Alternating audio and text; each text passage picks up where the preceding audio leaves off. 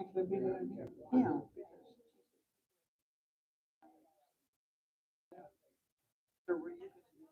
The, no, Gary.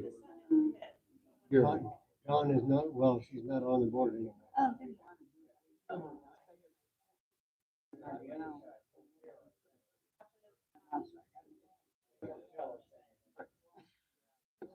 That's none of your business.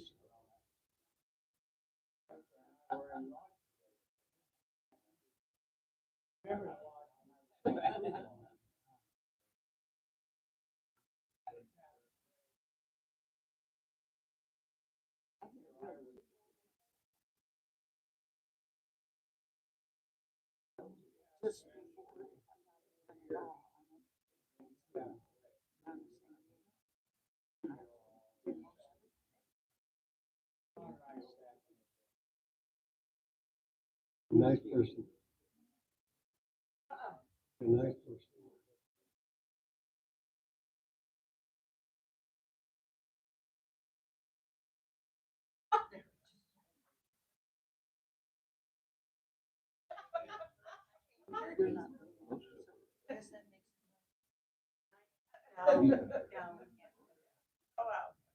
Way over there. Ready for it.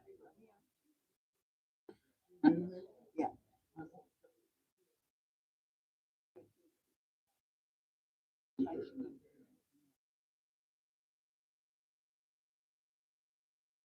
Not here yet.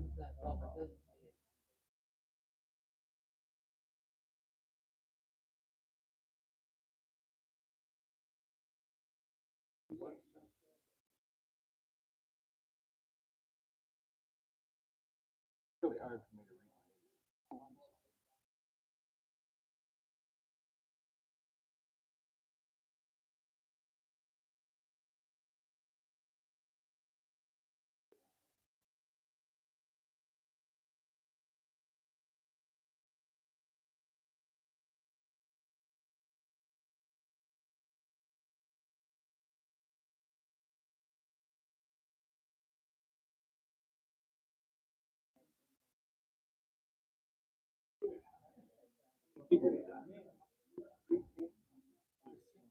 Only this Gary.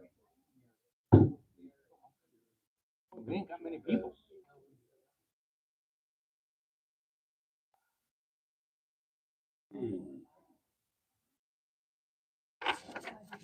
Wow, light crowd tonight, this afternoon, huh? Welcome here. You are the residents of this place, and so are we.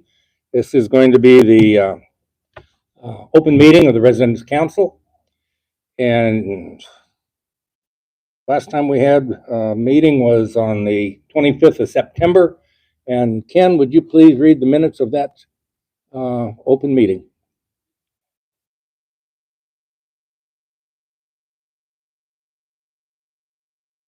Maybe.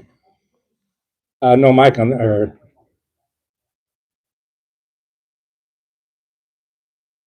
10-second delay. That's terrible. We will have a 10-second runoff. Sort of like at my house, you pray after you. I didn't eat. know that.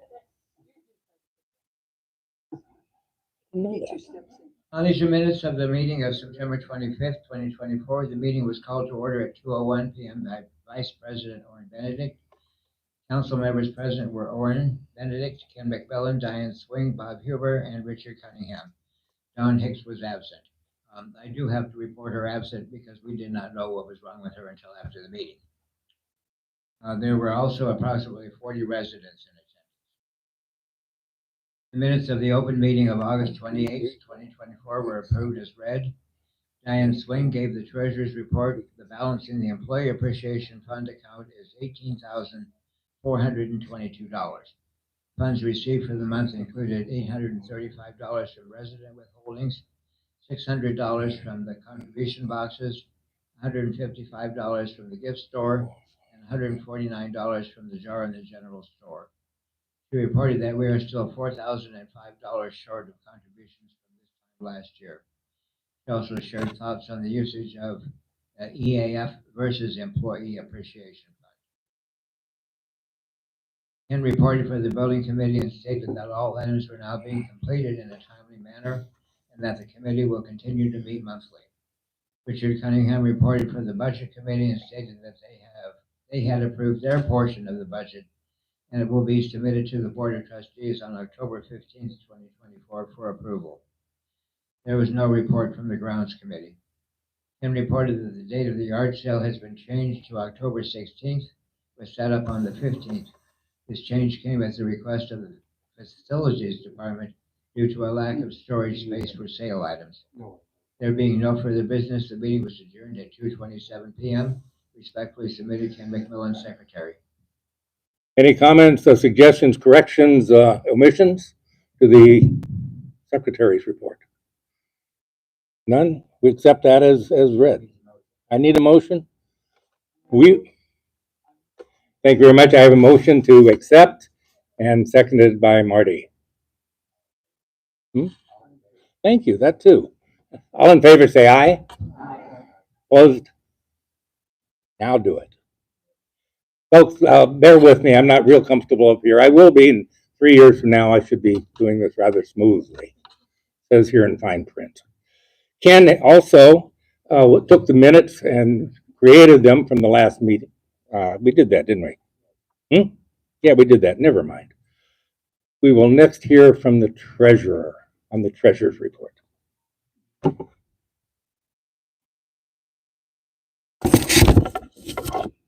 Thank you. You're welcome. The money from the home withholdings was $1,321.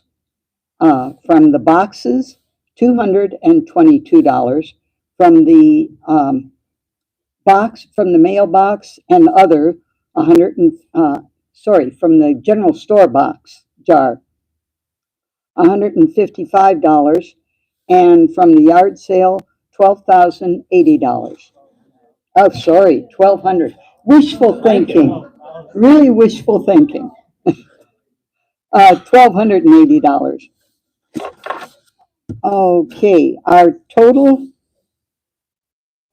for the this month is $21,400.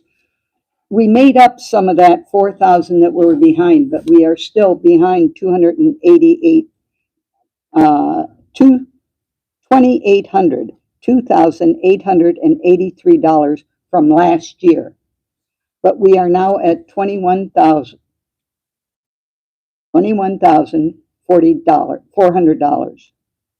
You have that? Okay. So if anybody has, we have one more month before we have to close out for the Employees Appreciation Fund. So if you have loose change in your pocket that you don't know what to do with and it's burning a hole in it, we have a jar at the general store and we have 2 boxes, one across from the mailboxes and one at the front desk that you can put as much money in as you like. Thank you. That is the treasurer's report. Is there any questions on that or omissions that you know of? Me either. All right, all in favor of accepting that as read, say aye. Oh, wait a minute, did I didn't have a motion, did I? You know. I don't need one? Disregard. Ken is now was now appointed for the last representative of the board of directors, and so he has that report. Thank you. I'm not going to go into too much detail on the budget because Terry's going to cover a lot of it this afternoon at the town hall meeting. I did attend via Zoom. The 2025 fiscal year budget was adopted by the Board of Trustees. A lot of it is based on occupancy, of course, from here and Covina, plus other things that come in from the endowment fund. So I'm not going to try to cover all the numbers because, frankly, I didn't understand them. All I understood was what came in and what went out. And it's they do have a policy for a zero-based budget. So Terry will explain all of that detail at the town hall meeting. The next Board of Trustees meeting will be on December the 18th, and that will be held in Covina. Thank you, Ken. Ken is also the building committee rep. Do you have that I feel report? like I'm in a lodge meeting. At least you're not having to stand up and down. Thank you. Minutes, we don't want the minutes again.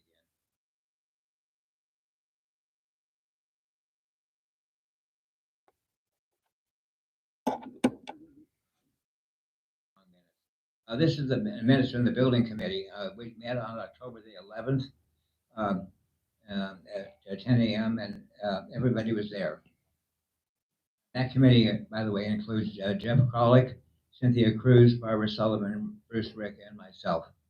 The first item that we discussed was the possibility of getting what are called pull-out cabinets in apartments that are occupied by residents who are in power chairs or wheelchairs and cannot stand up to get to the regular storage cabinets, like in the kitchen areas and stuff. This was just a preliminary discussion. It's not going anywhere except for further investigation.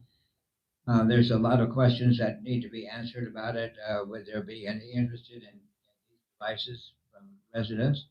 How can it be determined if they were installed in various apartments? The people move, and the next person that comes in didn't want them. How easily? How would it be determined where they are installed in each apartment?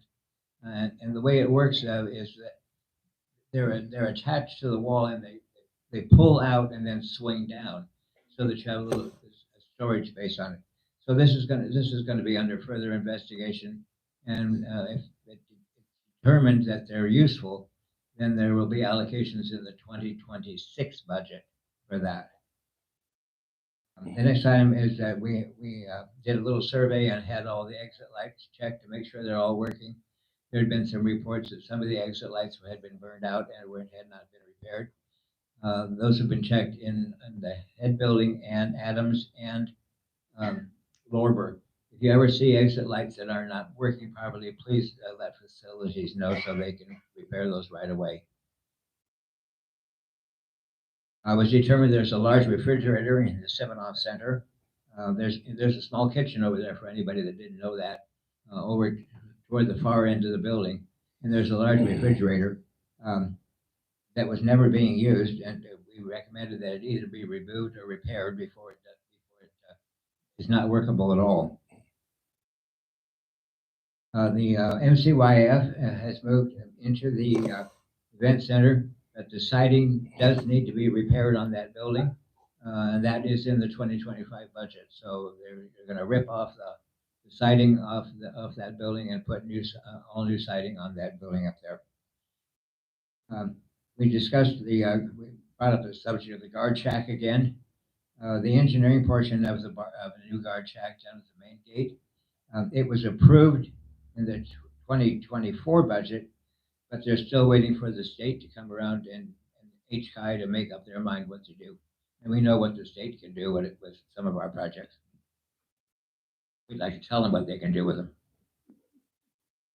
We discussed the speed bump situation here on campus.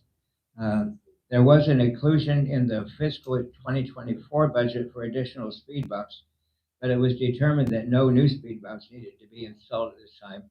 If anything needed to be done was just have the current ones repaired and put in better working condition. The elevator situation, the Sedam and Wallenberg units will be replaced first, followed by the service elevator. And again, we're waiting for HCI approval on those projects. We discussed the cleanliness in the buildings. It was suggested by one of our members that everybody just be aware of areas that you pass by or see. For example, if you drop something, bend over and pick it up if you can, or let somebody else know. I know that over in my area, we have a lot of areas that there are gloves and paper napkins and stuff all strewn around all over the place, sometimes from the satellite dining room. And so just be aware of cleanliness on the campus. And don't expect somebody else to do it for you. If you're able to help keep things a little bit cleaner and neater, please help us do that. If you see excessive places where it's not being cleaned, let Rio know in housekeeping, and they'll take care of it. There was a discussion. Okay. Rio, our committee was originally intended to be for interior portion of the buildings, the Head and Adams buildings. We requested for an expansion of our responsibilities to include the exterior of the buildings. We felt that what we were doing internally was working, but there was a lot of things on the outside that also needed attention. I discussed this with Terry Quigley, and she said, if you want more work, go for it. So we've already found some incidents and have reported those to her. To her amazement, she was not aware of a lot of the things that we've already found. So hopefully we'll be getting some action items going on those. And we will continue to meet monthly again. And so I think that's all I have. Thank you. I'm sure glad that was a short report. I didn't get to page 5. Thank you. So we'll move on to old business, but before we get there, I would like to make a comment on that. We do have a time constraint. We have to get out of here by 1:30. 2:30, yes, 2:30. Have to get out of here by 2:30. So if you have comments or things to say to us, great, but please keep it brief so that everybody, if they want an opportunity to speak, they can. Don't have any old business to carry forward, but we do have some new business.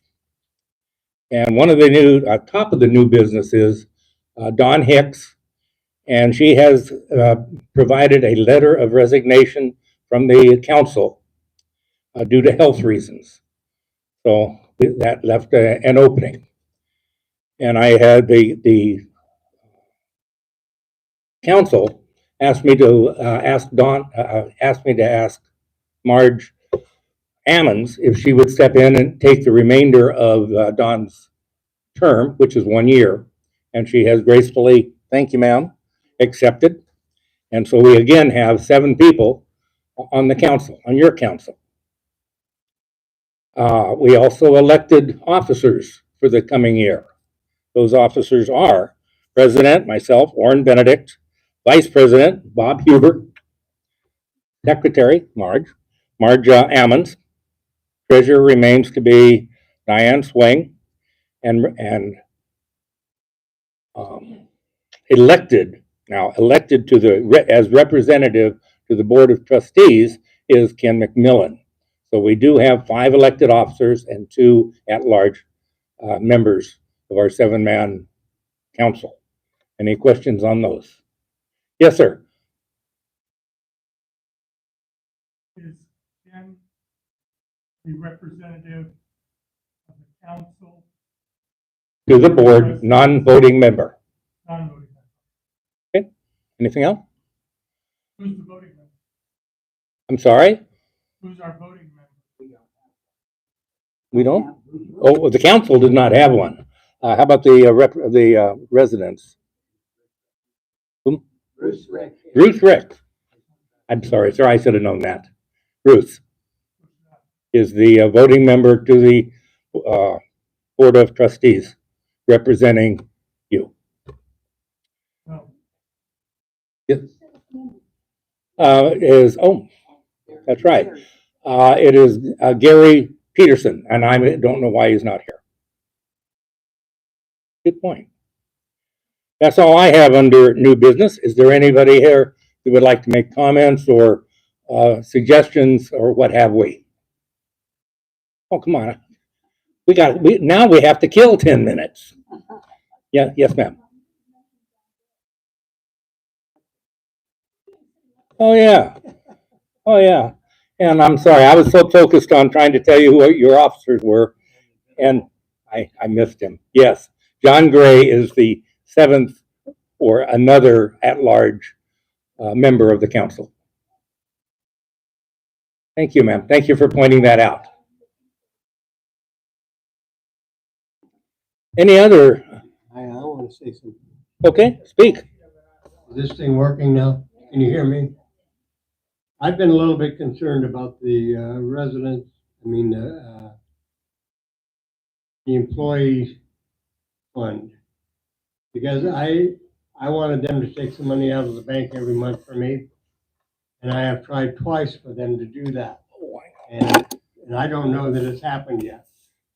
So if you think that you have money coming out of the fund, make sure you look at your bank receipt and see on there that actually they're taking the money out.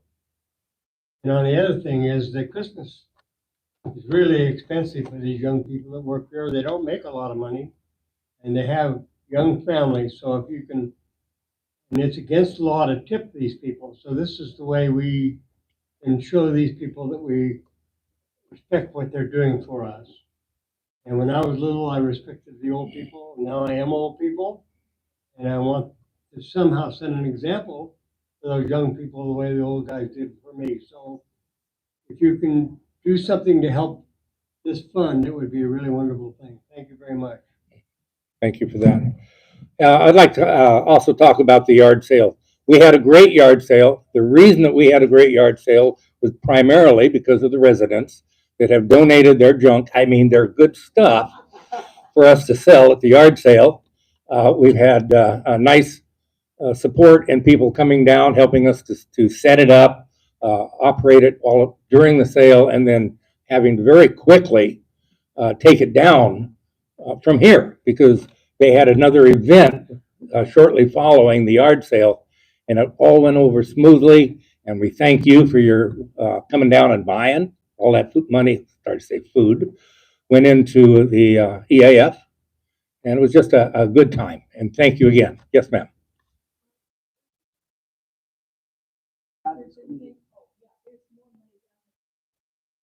Yes, we had some residents charged the whatever they purchased to their home account, and so that didn't come into the cash box immediately. Yeah. What? I just thought maybe they'd like to know. I beg your pardon? I thought maybe they'd like to know how much it was.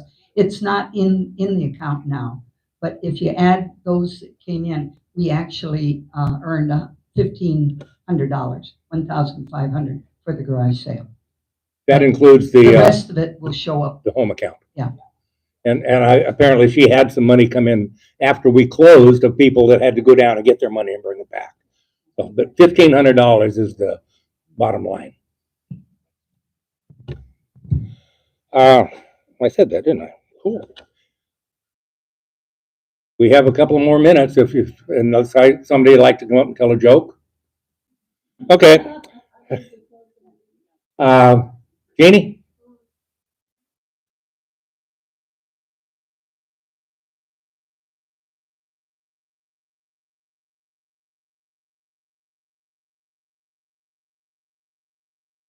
The short answer to that is yes. Okay, it has not gone away. We didn't sweep it under the rug or hide it or change our minds. That issue. What are we talking about? We can't hear it. Oh, okay. The council had sent out to everybody's mailbox a information page. I forget what they call it. Memorandum concerning. What was it concerning? You want to talk about that? Yeah, look, Ken, he's more articulate than I am. The memorandum was sent out referring to the possibility of making the representative to the board an appointed Yes, thank position rather than an elected position. That would require a change to the bylaws, and we were going to vote on that today. However, in reviewing the bylaws, we discovered some other things that needed to be corrected in wording and in grammar. And so we're pulling that memorandum off the table and not voting on it at this time. And in the future, we will be bringing things to the council, to the residents for approval before we make any bylaws changes. Absolutely. Sanders. Yeah, loudly, please. Regarding the yard sale, Yes, sir.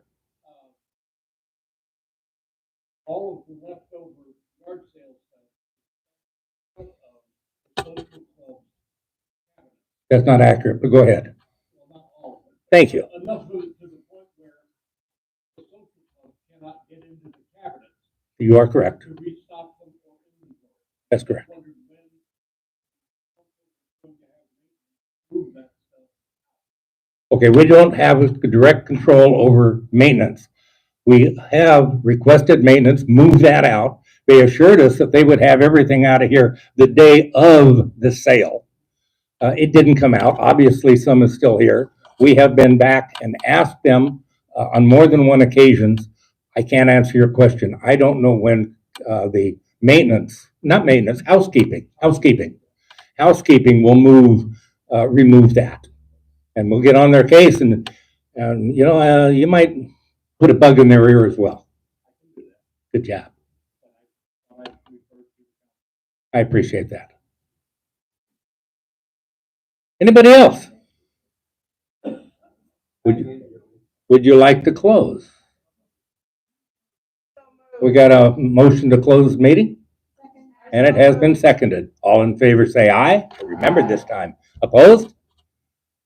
Nobody opposed. We are closed as of 2:25.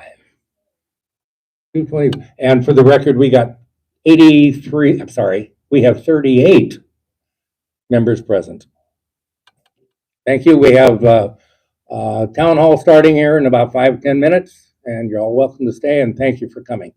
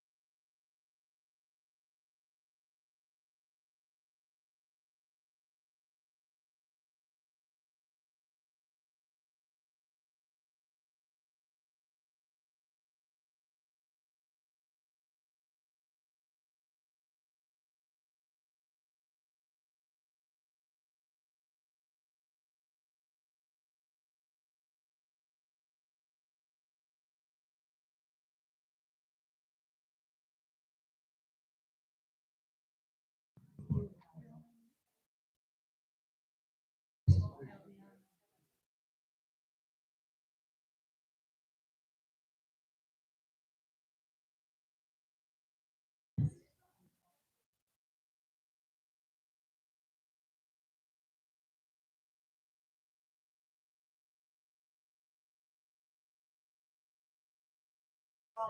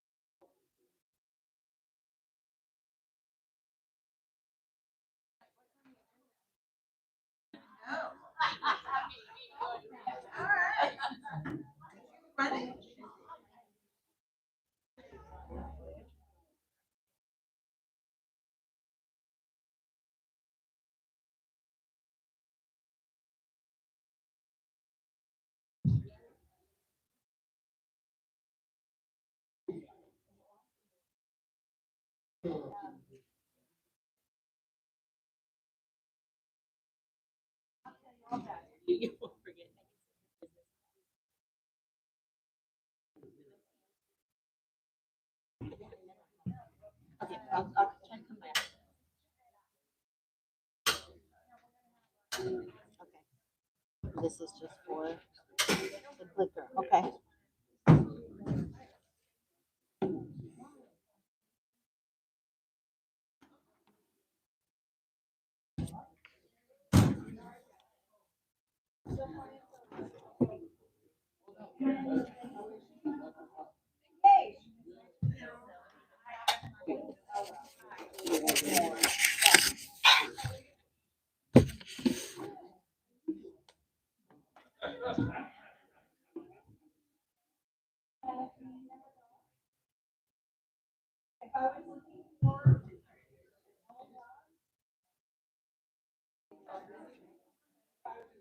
Okay.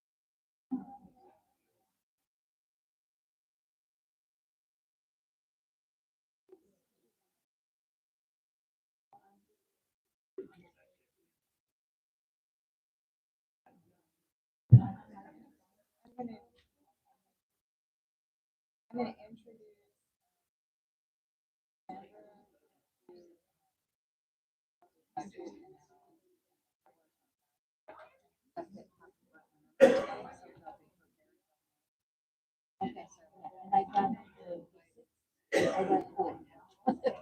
And everything's fine. I'm not concerned. I am. Yes.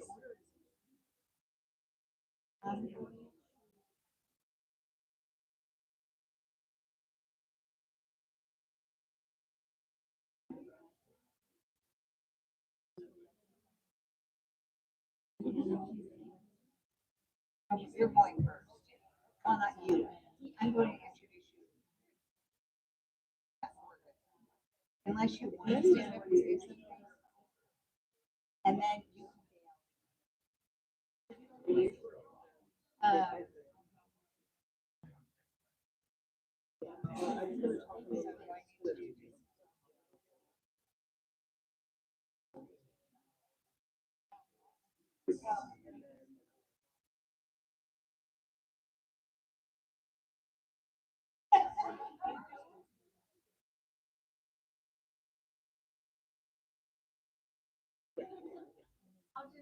Yeah, very brief. Yeah. Okay.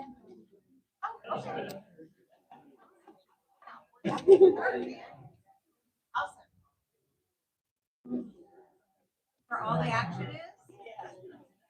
Back row? You know, if back row went to school, you know who those folks usually be. I'm hoping backboard. Troublemakers always say. Back of the bus, back of the class. Yeah. Just want to make sure we're consistent. I'll let you. Go come to the back row.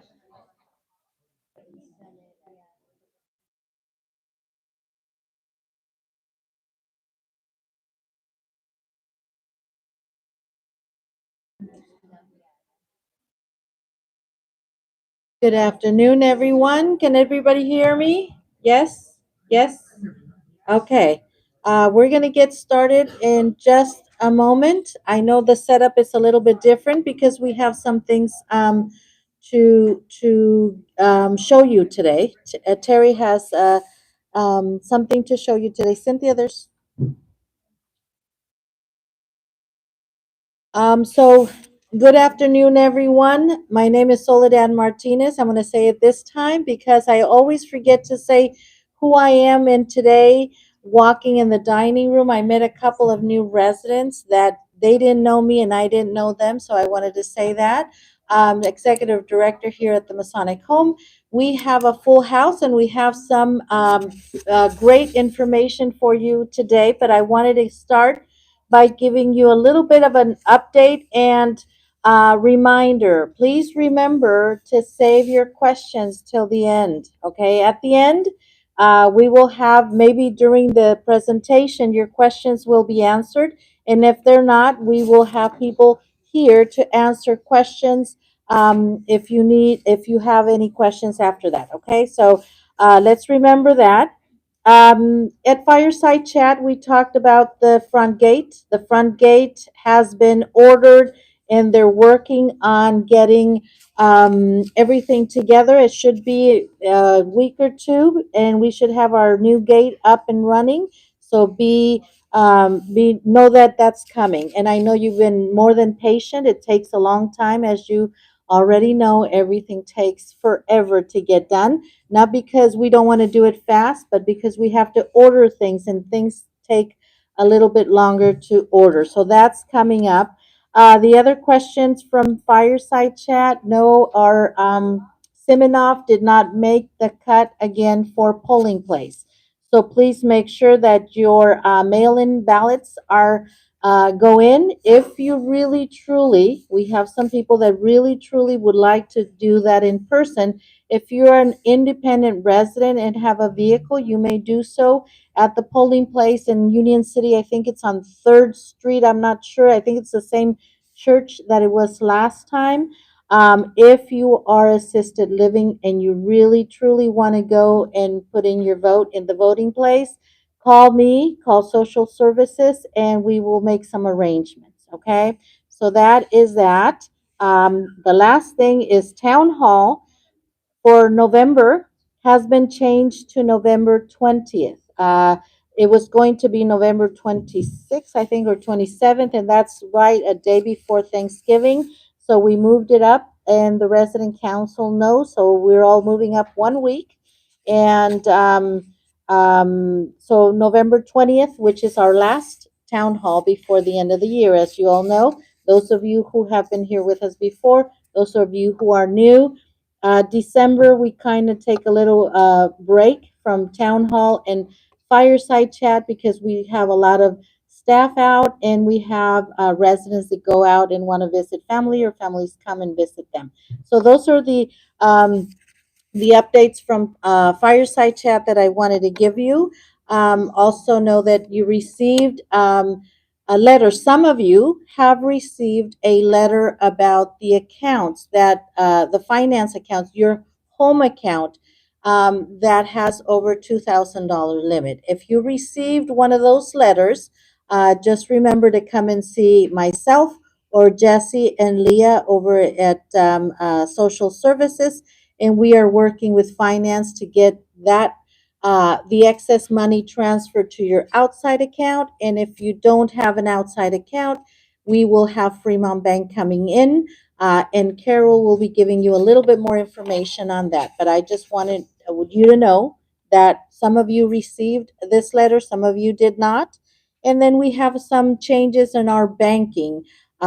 Because we haven't seen that many residents going to use our banking hours, we have banking hours as of October 28th. It'll be Monday and Thursday, not Monday through Thursday. I heard that too. It's Monday and Thursday from 8 to 1. And someone said to me, and that's a clarification that I will bring up. I haven't talked to Carol or Maribel yet, but someone said, what happens when we have Monday as a holiday? Then that only gives us one banking day. We will bring it up. They're here now, and we will make sure that you get your banking needs met. But I think the 2 days from 8 to 1 is going to do well. If we see that there's an influx of people coming in and eating, and if we have a line or so on and so forth, then we'll revisit that when the time comes. Okay? So with that said, I'm going to turn it over to Terry for her presentation.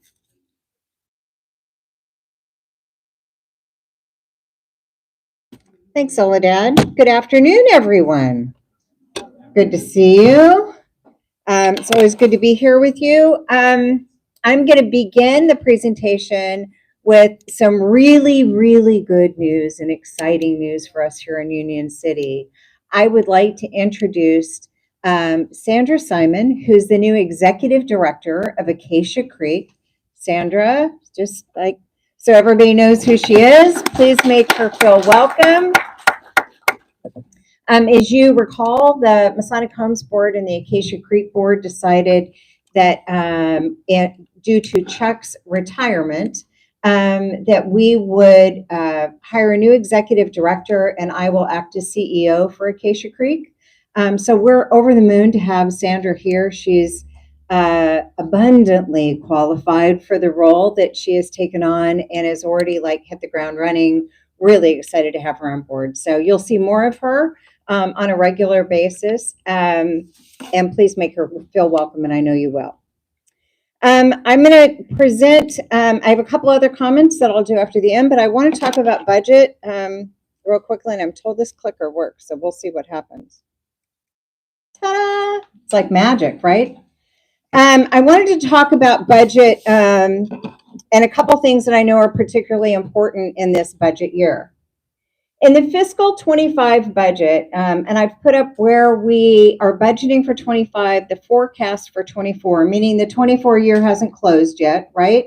So it is yet to be seen, but that's where we're forecasting and the changes year over year. And I'll note that the parentheses on my computer weren't working here. But the total revenue for fiscal year 25 that we're projecting, and this is for all of Masonic Homes. So remember that's Union City, Covina, MOS, MCYAF. So all of those fall under Masonic Homes. So the total revenue that we're projecting this year is a little over almost $85 million for fiscal year 25. And that compares to about $72 million for last year. And I broke that. I also showed what we got from the endowment last year was about 41.1 million versus 41.6 million. Not a big increase year over year. So where is the difference coming from? And we'll talk a little bit more about that in the assumptions, but it largely has to do with census. You know, you've heard me talk about the fact that nobody is served by an empty apartment. The mission isn't furthered by an empty apartment. So we can only serve people if they're here. And the units are occupied, the apartments are occupied. So that's reflected in this census. This census for this year assumes we've made some really big strides. You've met a lot of new neighbors this year. And we've also increased our census in all levels of care, including skilled nursing at Lorber this year as well. We're going to continue to build on that trajectory and that momentum into fiscal year 25. And we're also going to do that in Covina with the new skilled nursing building, Citrus Heights there. As you remember, that's 32 brand new beds that we've never had before. We only have about 7 of them occupied right now. But this year, in fiscal year 25, we're going to move to filling those up. So that's where you see the 17% delta year over year, the 17% difference year over year in increased revenue. I think it's also important to note that along with a very small change in the endowment distribution, last year we were, I apologize, I've totally got these reversed. This is what happens when you do this quickly. In the fiscal year 24, we took about $6 million out of reserves and other special distributions. This year we're projecting $2 million. So reverse that. It's a 66% reduction in basically taking money out of savings. So when you look at the numbers, I broke it. I broke it. That's what I do. So when you look at this number, we're taking $2 million out of savings. That's included in our budget this year. I apologize, those are reversed. The $6 million is what we took out of savings last year. So in addition to, or for the fiscal year 24, so in addition to the money that we're getting from the endowment, in that $41 million, it's that 4 3/4% distribution. We've been taking money in addition to that out of savings. So obviously we want to continue to move closer and closer to living within our means. So this year, by getting that number down to $2 million, we're moving in the right direction, and think that in future years, we're actually going to be able to see little, if no, withdrawal from reserves is our goal, right? Our expenses this year are $84 million versus $77 million last year. That's a 9.2% increase. Again, most of that has to do with the fact, while wages went up, and we'll talk about that in a second, it also has to do with increased expenses associated with that additional census, right?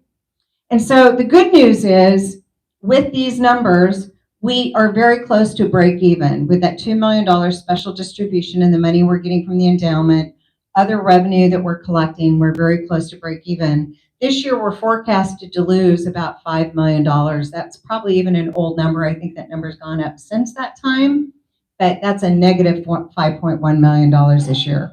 So we're looking forward to actually seeing some positive progress in our financial performance moving forward, because this all has to do with sustainability, right?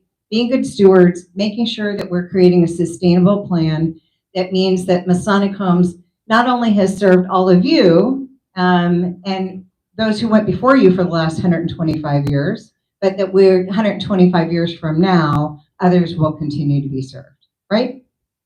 Okay, so the operating assumptions, and I'm just going to hit some high points. It's important for you to know that a copy of the entire budget and the budget assumptions will be available to you at the front desk next week. So if you can't keep up or you can't read the fine print, not to worry, there will be a copy available to you. So some of the assumptions that I think are particularly important are, we talked about the $2 million special distribution. We talked about the fact that we're not taking any other withdrawals from reserves, isn't projected in this budget. MCYF, as we've talked about, our emotional wellness services are now on campus here in Union City, which will improve the impact that we have in the East Bay and for those services, as well as result in a savings to the consolidated budget. It also assumes an average of 36 and a half. It's hard to have a half a person, but we're gonna make it happen. Fee-for-service residents here in Union City, and that are paying their way. So when we talk about fee-for-service, it means that we'll have people here who are actually writing a check every month on a month-to-month basis for their needs and for their care. It's important that, because that's a little different. That's primarily at the Pavilion in Wallenberg, but that number continues to move up. We started this a couple years ago. We have a handful of them now, and we're continuing to make that opportunity available to people. We're also going to be ramping up operations at Citrus Heights, which is the Covina Skilled Nursing building. As I mentioned, we anticipate getting to roughly 90% occupancy by the end of this fiscal year. The Pavilion is now serving, as some of you I think already know, is now serving assisted living only residents. That's part of this budget. By moving those first floor, do you remember when Pavilion was originally built? The first floor was for memory care, the second floor was for assisted living, almost entirely for fee-for-service residents. We discovered that we needed more assisted living, and it really made sense for all the memory care residents to be in one location. Made it easier to program for them. It made it easier for our staff to respond to that very special population. So all those folks on the first floor at Pavilion have moved over to Wallenberg. I can tell you they are flourishing and thriving. It's been a wonderful decision. So we have opened the first floor of the Pavilion now up to assisted living residents only. So we'll continue to market and work on filling those apartments up as well. We also have assumed a significant uptick in short-term rehab. So those are the folks that are coming in to Lorber for a short stay. They're not necessarily moving in to live with us forever, but they come from the community, whether that's Washington Hospital, Stanford, a variety of different hospital systems. They've had a hospital stay. They need some short-term rehab, physical therapy, occupational therapy. They're now coming to Cynthia and to Lorber for a short stay, and they're covered by Medicare, by managed care. So we've increased our assumption about how many of those folks we're going to serve this year as well. MOS, Masonic Outreach Services, is projecting pretty much minimal change year over year in the number of folks that they're going to serve. I think that they went up to an average of 97 financial clients from an average of 93 this year. Shared housing in Covina. Do any of you know that we have shared housing in Covina? Yay, awesome. That is, thank you, Saul. Message delivered. That's awesome. So we are anticipating that we will fill that first house that we started with which creates low-cost housing for Masons and affiliated, those who belong to affiliated organizations. We are hopeful that we'll fill that first house and actually be able to fill a second house there with those folks and provide that great service to people.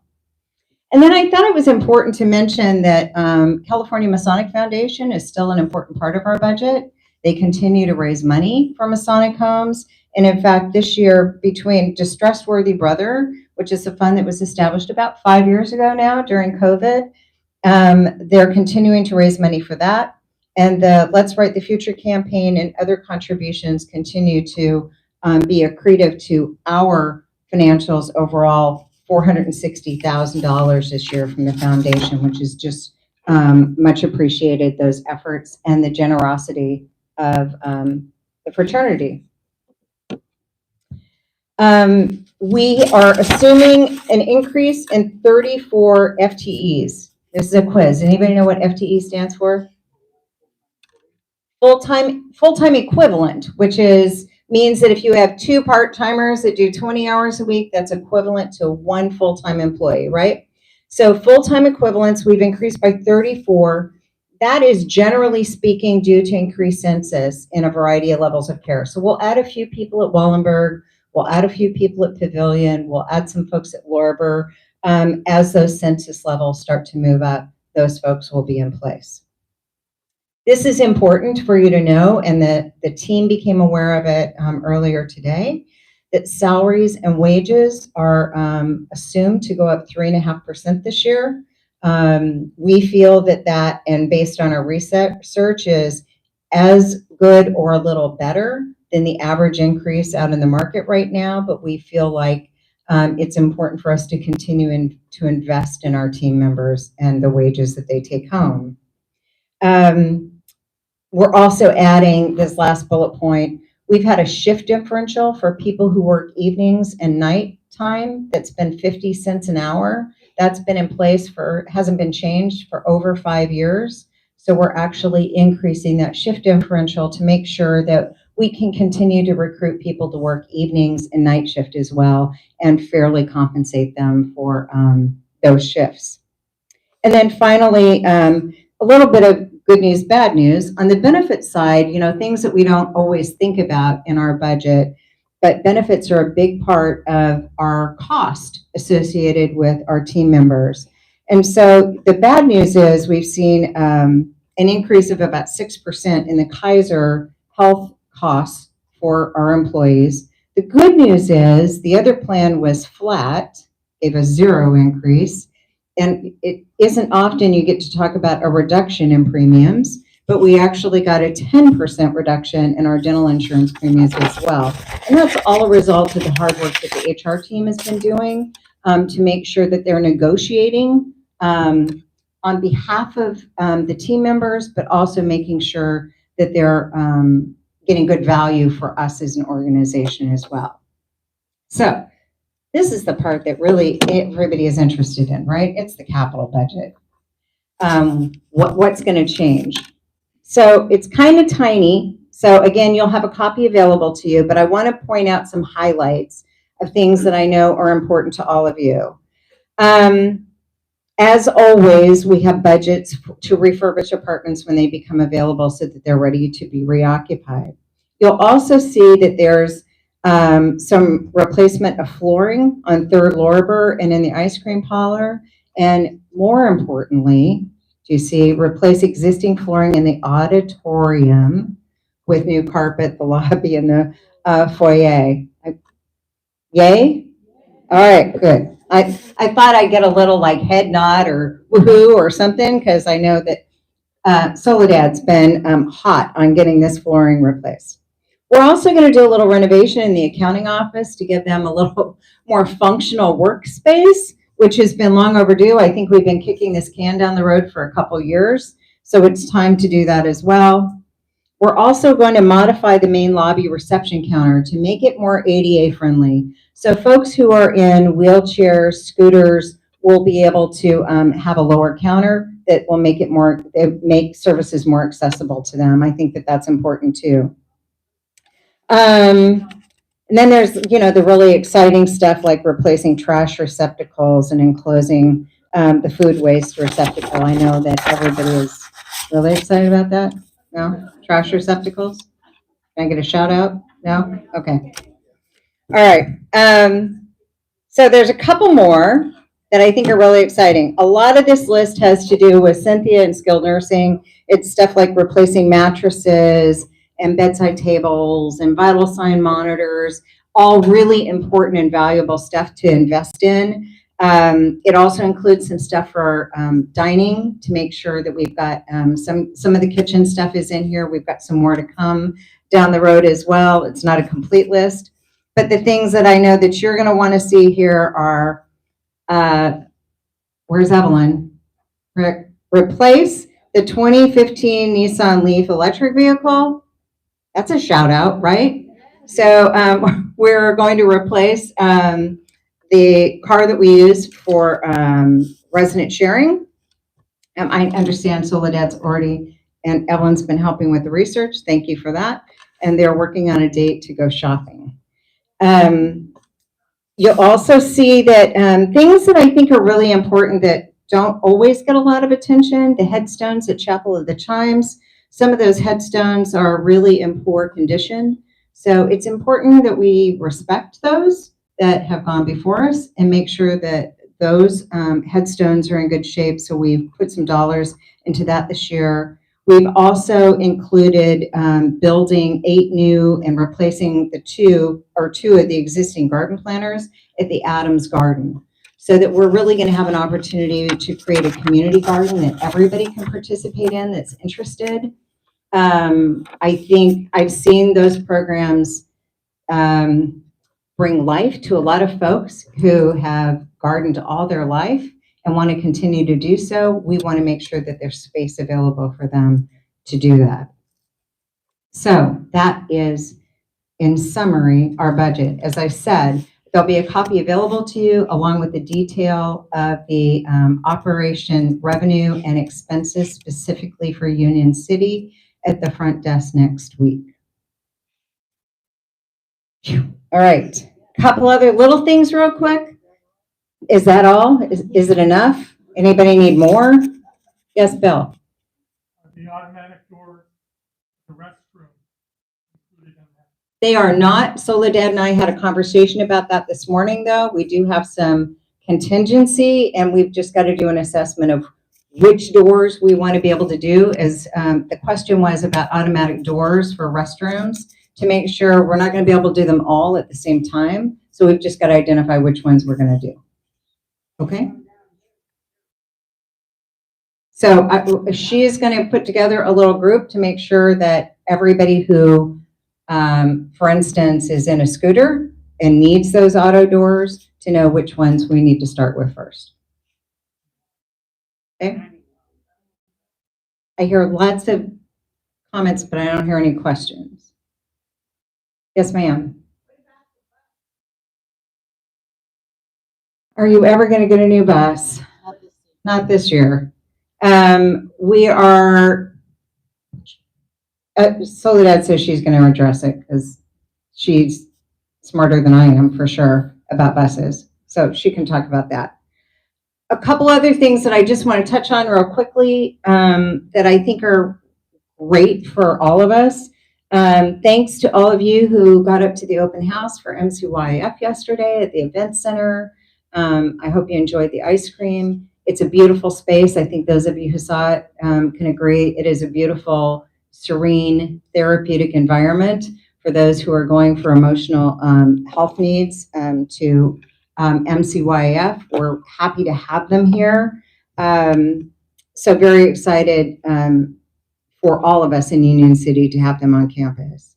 The other little change with MHCUC is Kimberly Rich, who's the executive director of MHCUC, has been reporting to me for the last year. I am transferring that privilege to Sabrina Montez, who oversees MOS, because MOS, among other things, is really focused on home and community-based services, meaning services for folks who aren't necessarily entirely residents, right? And MHCUC does a lot of work with kids and families and Masons families that aren't necessarily directly attached to the home. So Kimberly will be reporting to MOS in order to, will become what I think of as the conductor for the orchestra of home and community-based services and all the things that that encompasses. So that's a little bit of a change. The other is, in terms of organizational structure, I had an interesting conversation with Alan Casselou. Does everybody here know who Alan Casselou is? I think so. Alan Casselou is the Grand Secretary for the Grand Lodge, and he oversees shared services. So when we talk about shared services, it is finance, HR, communications, IT, what did I miss? Legal. Those are all shared services that we receive in partnership with Grand Lodge. So in having a conversation with Alan about that and how it is structured, it was interesting to me to know that the foundation and the fundraising function that we have used to be part of Grand Lodge as shared services. Doug Ismail now oversees that entirely, and that's his responsibility, even though it ultimately benefits everyone, right?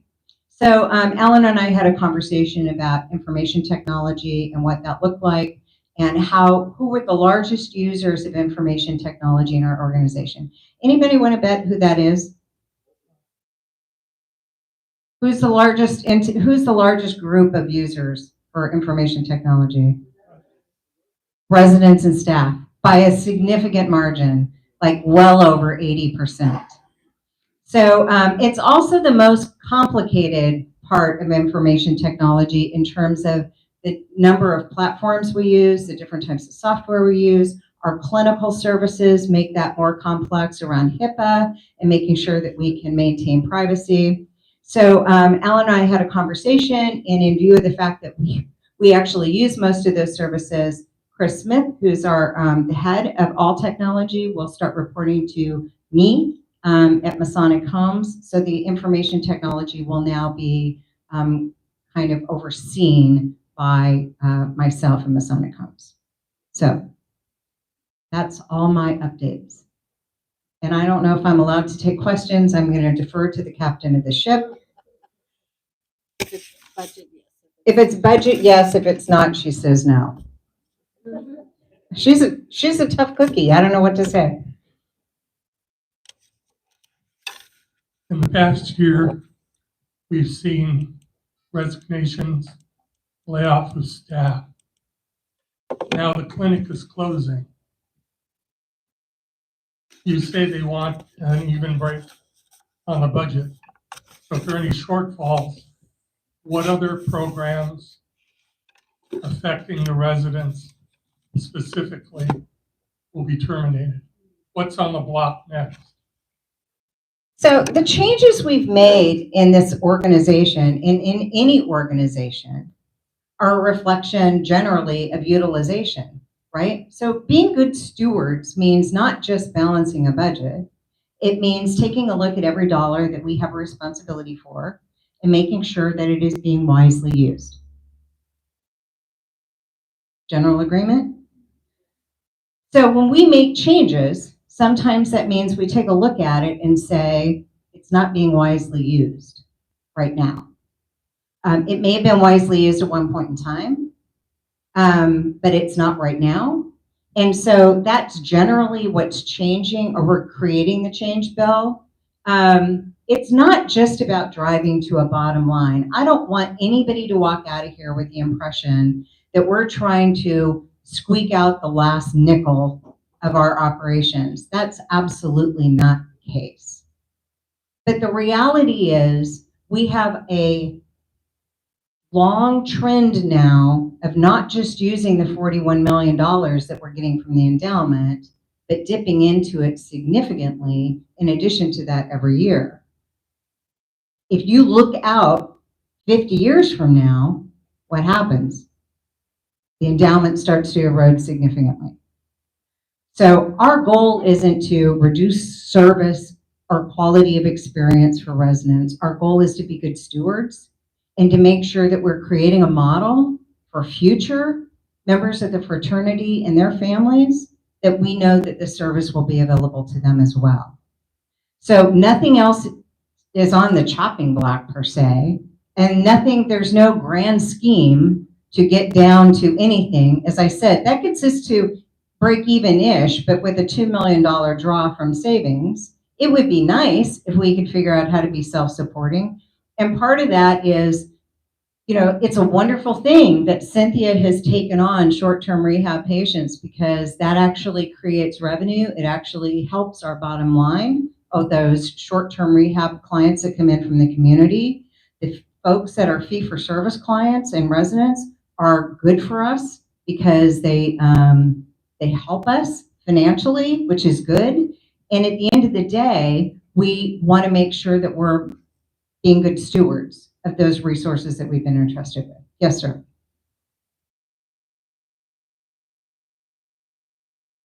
But closing the clinic is a bottom line choice, not a needed service choice, because there's a handful of us who are very dependent upon Whitney. I agree. I'm not We're cutting you going off. to lose that benefit, and it's going to impact, or can impact, our health. That's not a bottom line break even. That's reality, waking up in the morning and being able to function. So I'm going to I understand the clinic is an issue that's on the agenda today. So I'm going to let Soledad address it. Anything else on the rest of the budget? Yes, Bob. What is the status for the new to you washing machine? I'm going to let Soledad do that too. I told you she's the captain of the ship. Thank you. All right. So let's get started with, I'm going to answer those two questions. And remember, questions till the end. We will all be here because we have lots of updates that we want to give you. And so the thing about closing the clinic, we're not closing the clinic.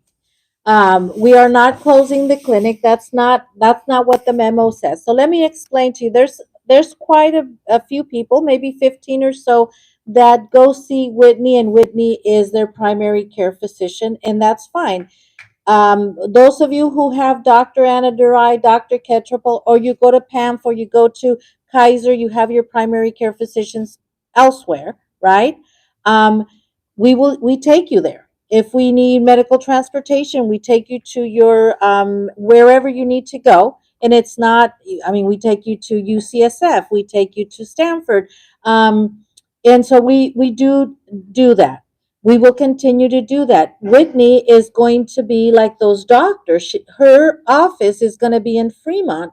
And when we know where she has two places, from what I understand, once we know where she's at, Bill, if you need to go see her, we make an appointment, just like go through Jocelyn. Jocelyn will do that. Anything that Whitney does, if somebody has, I don't know, somebody has something going on, maybe today it's a bad day and I hurt myself, I fell, and we will have somebody in the clinic, an LVN, that can do the triage that Whitney would do to send you off to the hospital. We still send you to the hospital anyway. So we are not closing the clinic, and Chris will have a little bit more of an update on that, but we will have Dr. Ketropol coming in, depending on his, how many residents he sees.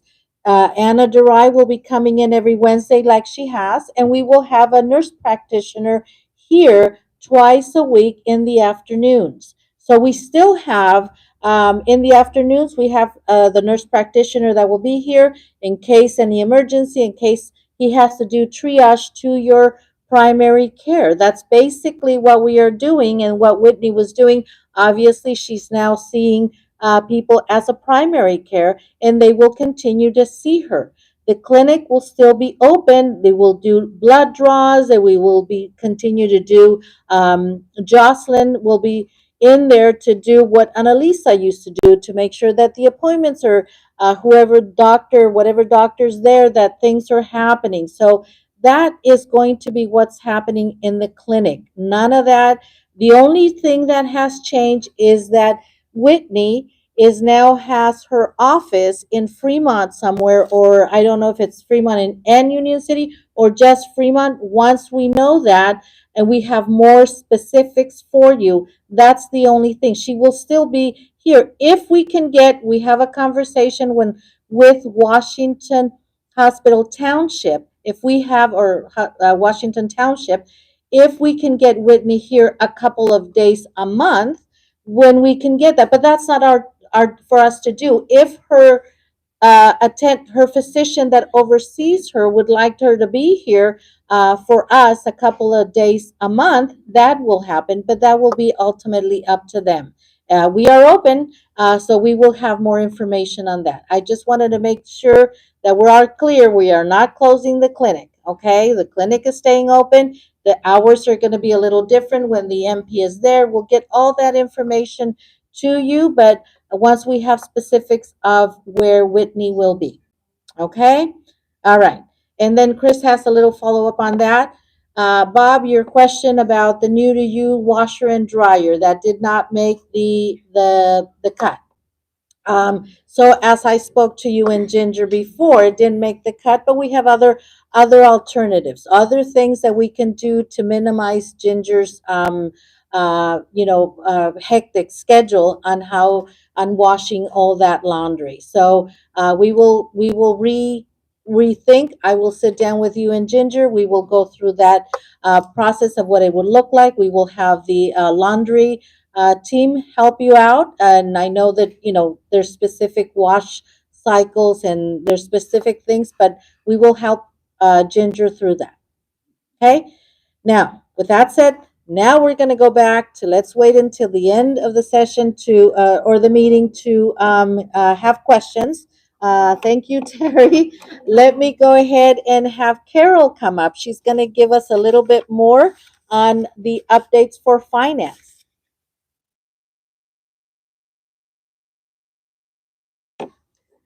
Thank you, Soledad, and good afternoon, everyone. My name is Carol Hunter, and I'm the CFO of the Masonic Homes.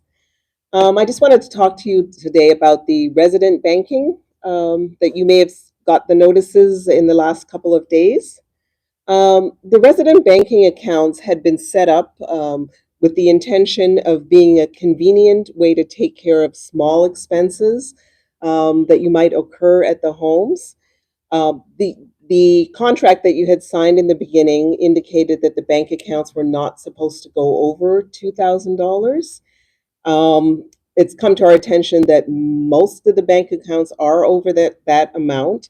And so we've just decided to have all of the bank accounts be reduced to the $2,000 limit. And that's for both your protection and our protection. As we're not a bank here and our staff are not trained as bankers. With a bank account, you'll have more access to your money. You'll have easier access. You'll be able to go online and do your banking, or by phone. And there is also an ATM on site if you wanted to get cash out of the bank. Social services and financial services will be here to help you set up a bank account if you don't already have one. If you'd like to do something in person, Fremont Bank has agreed to come out here and work with anyone that would like to get a bank account set up. If you want to go with another larger bank, Bank of America or Wells Fargo, for example, you will be able to set up an account without having to go into the bank. So you can set something up online and have your money transferred into those banks. If you already have a bank account that you're just not using right now, if you need some help with your bank account and getting your money transferred over, social services and financial services will be willing to help you get those transactions done. And now for your convenience, all of your income can now be deposited into your own bank account. And so what that means is that you have access to your money faster. As soon as Social Security, your deposit becomes available, you will have access to your 25%. The Masonic Homes will then do an automatic ACH or a deduction for the 75%, so you don't have to worry about that. As we have noticed, we have less residents using the banking services, so we will be changing the hours from the 4 days a week to Mondays and Thursdays from 8 a.m. to 1 p.m. and that'll be effective October 28th. Soledad mentioned that some of you were concerned that many Mondays end up falling on a holiday. For this, we'll have banking on those. Instead of that Monday, we'll have it on the Tuesday. Also like to let you know that Joelle, who was doing the banking, is no longer with the organization. And that Kathy, who used to do the banking, will be helping you with your banking needs from now on. We also have a new person in AP. His name is Manny, and we're really excited about him. He's a great addition to the staff. And I think that's pretty much it for the banking update. Do we hold questions to the end, or are there any? Yeah. Questions at the end. Okay. Yeah. Right. Thank you. Thank you all.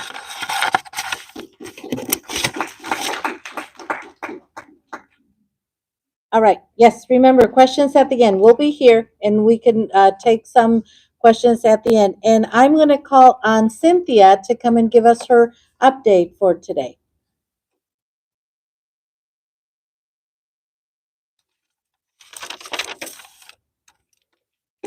Good afternoon. I'm Cynthia Cruz. I'm the administrator at Lorber Skilled Nursing. This will be quick. Okay, so currently, right now, we are COVID-free, and we are accepting visitors. As always, we do. Masks are still required for all staff. For visitors, it's optional, and these coming months, it is highly recommended that you do wear a mask when you come in, just for the protection of our very delicate residents and our staff. So for our Halloween celebration, we will have a nice Halloween celebration next week. The residents really look forward to this party every year, where all the staff dress up in Halloween costumes, and the residents, they take pictures of us, they videotape us, and then they choose the best 3 costumes, and then give prizes to them. Then there's a nice party after. The residents also did a pumpkin decorating last week, and what they did is they decorated the pumpkins and they took pictures of it, and it is up for voting. It's on the first floor lobby, so I invite you, if you are going to come and visit, please take a look at all of the pumpkins. Our residents worked hard to decorate them, and I think you get a selection of 3 of the best decorated pumpkins, and then they will be awarded. Our residents that decorated them will be awarded that. So if you come by, even if you're just stopping at the pharmacy, just walk down and take a look at the pumpkins that our residents decorated. Okay. And they are celebrating Oktoberfest tomorrow. There is also a Diwali celebration and performance on the 26th at 2 o'clock. We've got a lot of activities going on this month of October. For November, there is going to be a San Mateo band near the memorial between Adams and Lorber buildings. It's going to be on November 7th at 2 o'clock. And last but not least, we did have a very nice celebration yesterday. One of our residents, Mr. Bill Fritz, he is the oldest living Scottish Rite. And so they did come yesterday, and they presented him with the award. So that's a really good honor for him. He was very happy. And that's all I have. Questions at the end. Thank you. Yes, a great applause for Mr. Fritz. He is one of a kind, that's for sure.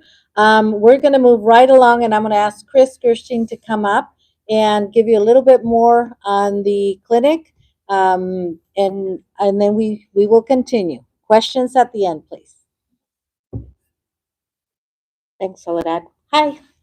I just wanted to make sure everyone got a copy of the memo that I did send out on Monday.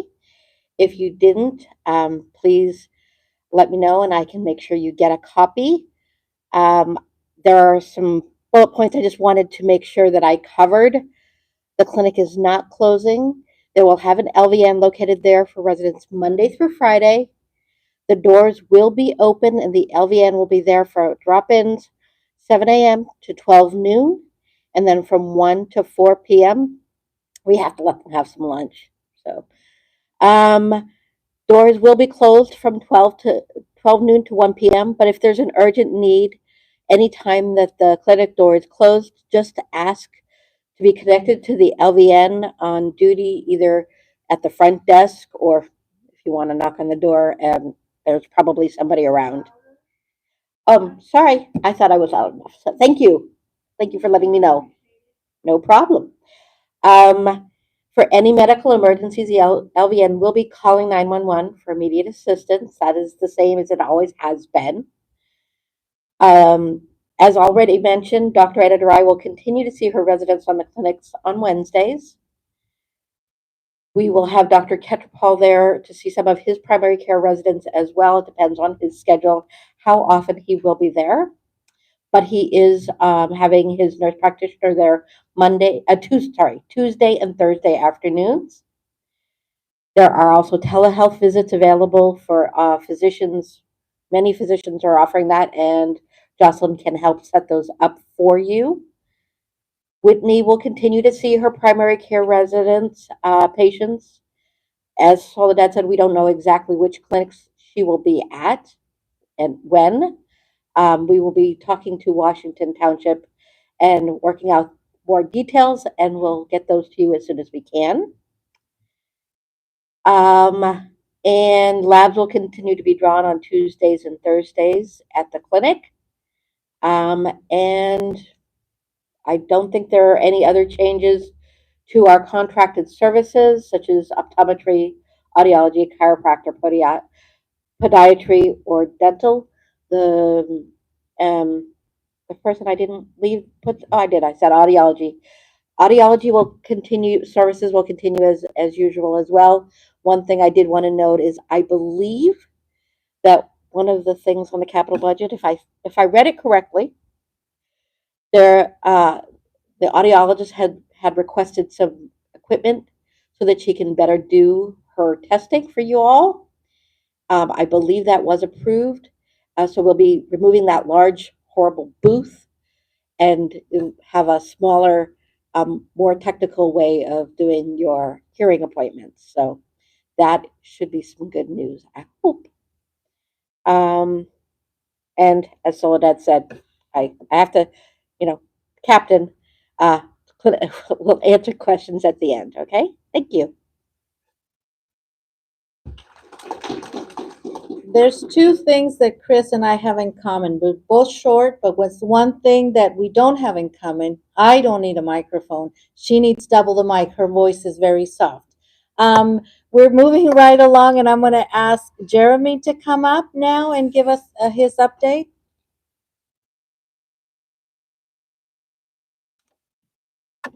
Hello, everyone. Jeremy Garrett, Director of Dining Services.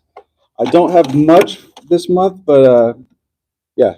So I just want to start off thanking everybody. The dish room or the dishwasher is officially working a week ago. I don't know if any of you noticed. Next month, a couple of the activities we have going on.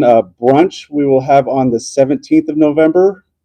Coming back is going to be the Lunch and Learn.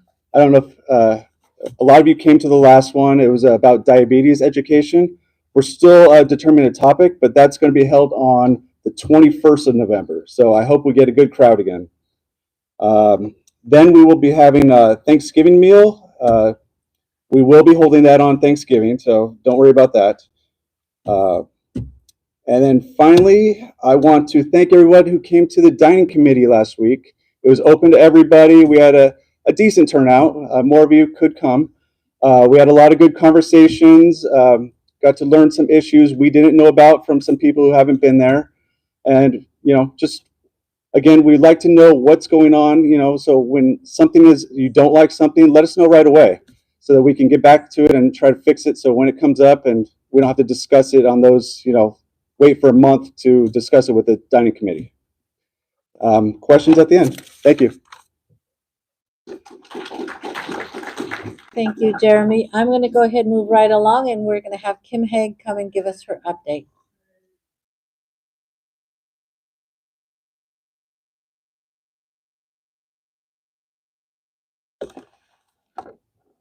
Thank you, Soledad. Kim Haig, Senior Director of Events, Active Living and Volunteer Services. And I'm going to give you a rundown of some of the events Active Living has planned for you. Most of these are happening next week. Luz and Justin have really filled up your calendars for activities next week. Starting this week on Thursday, there's a lunch outing to Isla Restaurant, which is a Filipino restaurant. And also on Thursday, tomorrow, their normal social hour with the Active Living team is the Spooky Hour with the Active Living team at 3 p.m. in 2nd Adams. Saturday's craft class, they're doing offering tables for Dia de los Muertos, or Day of the Dead celebration. Are you proud of me? Yes. Thank you. And on Monday the 28th, the craft class will be pumpkin painting. Also on Monday, we will have a Diwali celebration at 2 p.m., and this will be held in the Blue Zone / Grider Gym area. Tuesday, October 29th, there's a screening of the movie Coco at 1 p.m.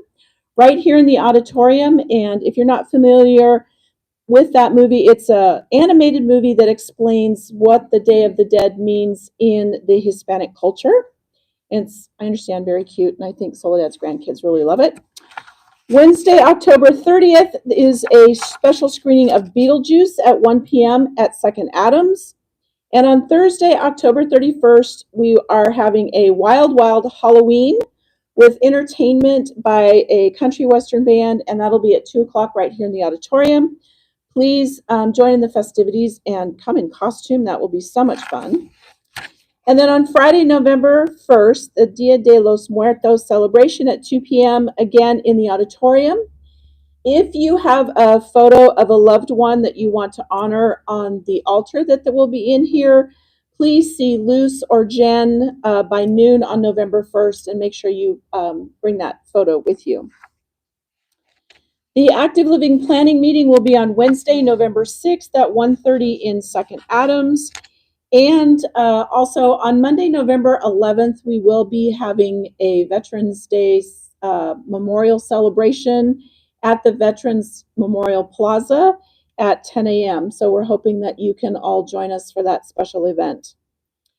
Flyers for all of our events and activities are circulated on paper and are on the digital signage, as well as in the calendars that you are provided.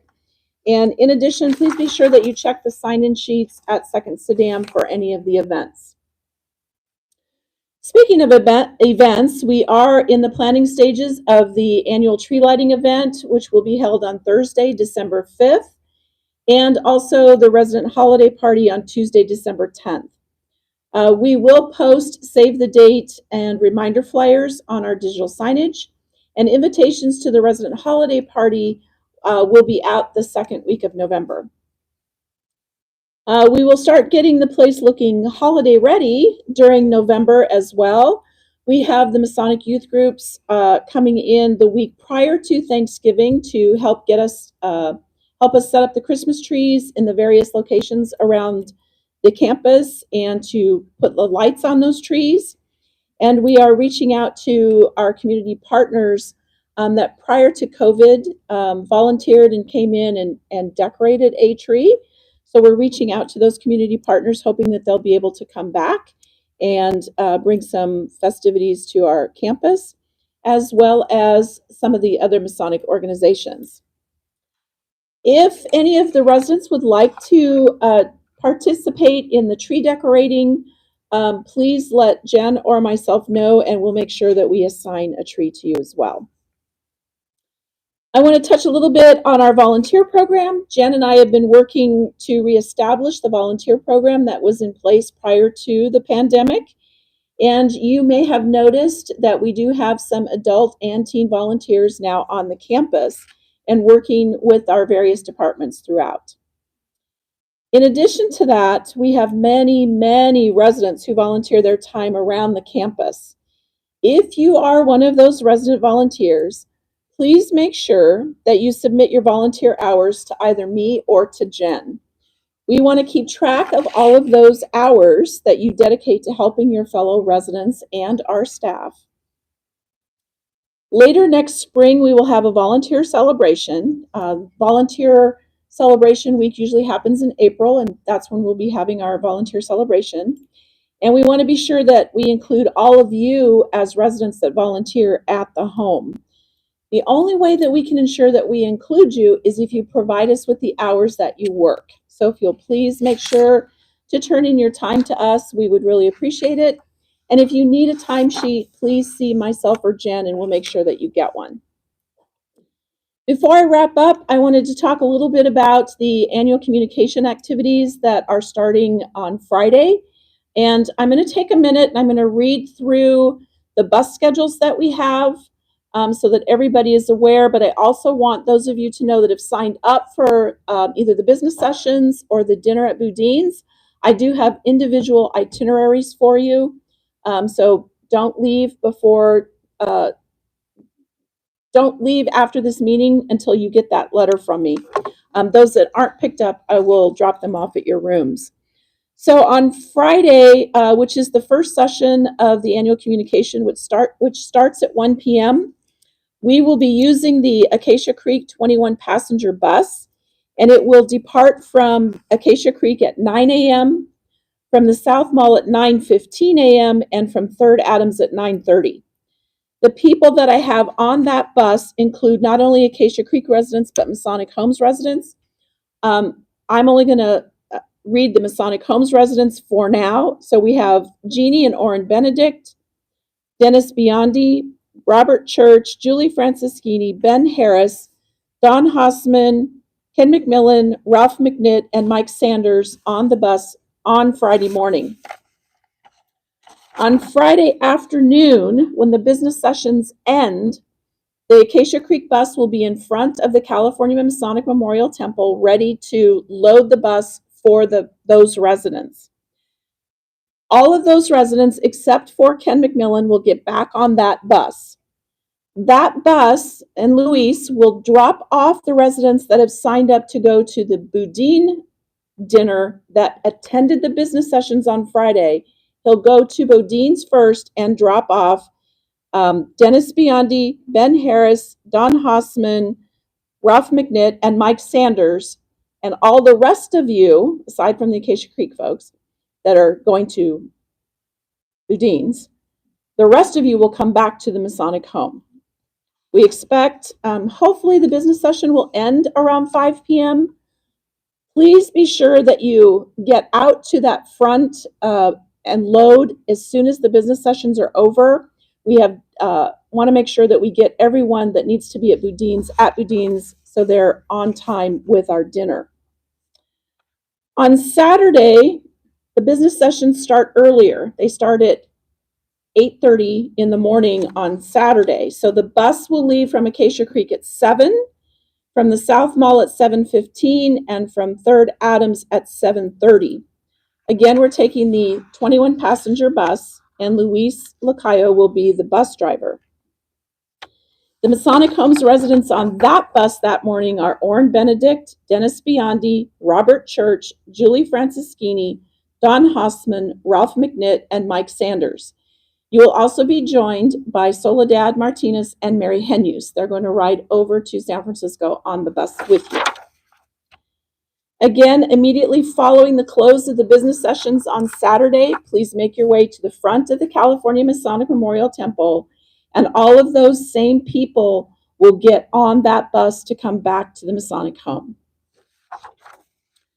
Sunday morning is the public ceremony and installation of the 2025 Grand Lodge officers, and that public ceremony starts at 9 a.m. So the bus will depart at 7:15 from Acacia Creek, 7:30 from South Mall, and 7:45 from Adams. The bus should be returning around 2 p.m. The anticipated end time of the installation will vary. It usually takes about an hour to an hour and 45 minutes for the installation ceremony. Again, Luis will be your bus driver and will be in the Acacia Creek bus. Those residents are Jeannie and Orrin Benedict, Dennis Biondi, David Hossman, Donald Hossman, Ken McMillan, Ralph McNitt, and Pat Miller. And on that ride, you will also be joined by Soledad Martinez. And again, once that session is over, please make your way to the front of the building so we can load the bus and get everybody back in a timely manner. Okay, and again, I have not read off the names of those going to Boudin's, but I do have letters for each one of you, and if you're doing all of the sessions and Boudin's, it's all included in one letter. So if you have any questions or if I missed a name, please see me after. And then I'll take questions when we take questions on annual communication. Thank you, Soledad. Thank you, Kim. We have Jeff for an update. Come on up, Jeff.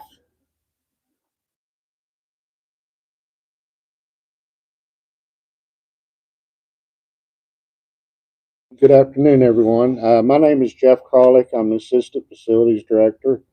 I hope everyone's having a good afternoon. I just have a few items here. On October 30th, we're going to have our Christmas tree vendor here, our light guy. We turned the Christmas tree on about 3-4 weeks ago, and the top third of the lights are not working. Squirrels or some critters got in it, so we'll have the parking lot blocked off a little bit because he has to get a man lift and get around the tree. Our elevator project, everything is still in HCUC review, but hopefully we're getting close to getting started on Lorber elevators, so hopefully that's be happening real soon. And me and Matt, we did a walk last week with our landscapers. We walked the entire campus looking for areas that need a lot of attention, and Brightview is in the process of creating some proposals for us to get approval to pull through with to try to make this place looking a little better. And last Friday and then Monday, mainly last Friday, you might have noticed we had kind of a mess going down the road. We had to have the main sewer line jetted, and we jetted it from the top of the hill out by the main building all the way down to Mission. So hopefully we won't have any more issues. And we're going to, in the future, try to do this every 2 years on the PM so we can prevent from having any issues. And that's pretty well all I have. Thank you. Okay, as Kim always says, you save the best for last, and today we have Sol. He's going to come and give us his update.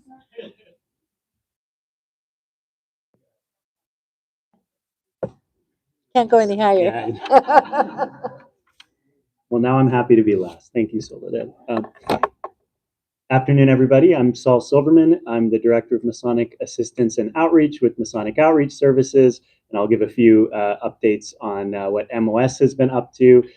So we are currently serving, as of the end of September, we had served 270 clients that month across Masonic Senior Outreach, Masonic Family Outreach, and Distressed Worthy Brother Fund programs. That's actually up from 240 the previous month. So we added a bunch of clients in 1 month, which is always fun.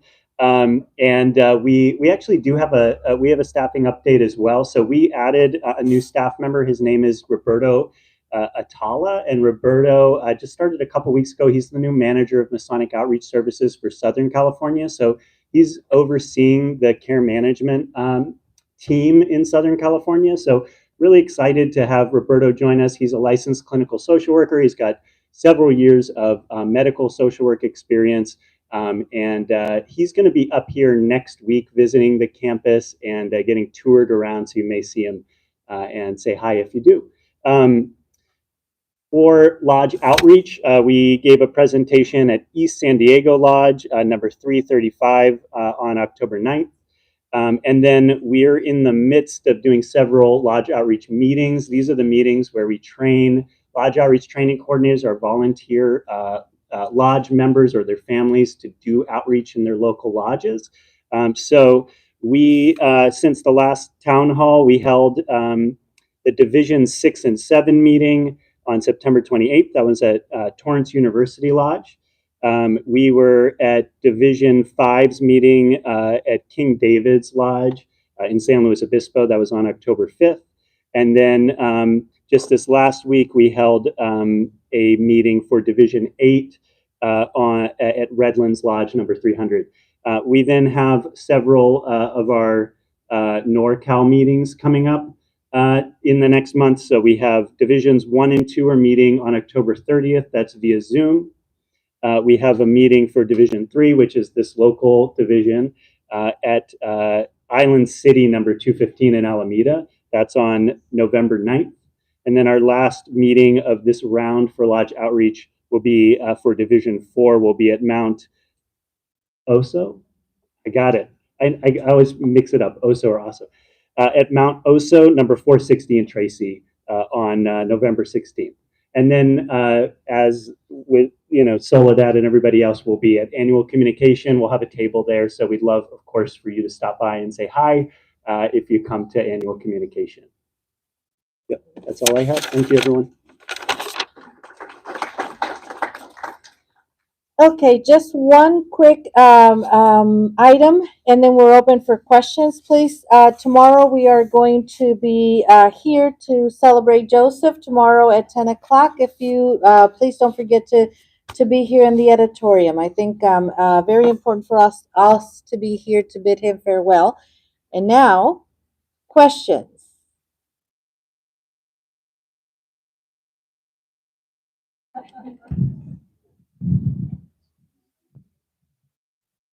This question is for Jeremy, the dining services. Before we had Morrison Dining Services come, what they did for Thanksgiving was to split service into two different time frames. So we had an 11 o'clock, and I think that was a 12. Last year, everybody came at the same time. We had a reserved table that, of course, was not reserved. Other people took it. So when we came down there, which was shortly after the turn on, we had to devise separate tables out in the foyer for us. It just was completely overwhelmed. And I wonder if we can do two different servings like we did before, so that it's more controlled and understood. At the same time, we also had a very strict reservation schedule. If you didn't have a reservation, you didn't come in. And that was the other thing that helped to control so many people, so many families showing up for Thanksgiving. Well, that's something we'll have to work on the logistics. Maybe I can talk to, well, we have a meeting tomorrow. We can discuss that afterwards and maybe, get some more information about that. But I can't, right now, I can't give an answer for that. Yeah. Well, not for having split service, but we have discussed Thanksgiving, yes. But yeah, we can talk about that tomorrow.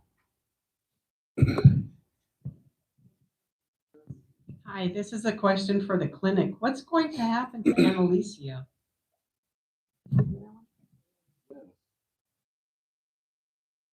So Annalicia is also she comes with Whitney. So Whitney needs her medical assistant. So Annalicia and Whitney will go to wherever Whitney's going, and that's what's going to happen. It's not like she's not going to have a job. She works for Washington Township, and so wherever Whitney, or if they're going to put her into with another doctor, I have no idea, but that's what happens to Annalicia. She works for Washington Township.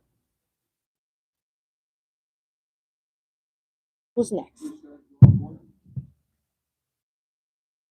Jeremy. Jeremy.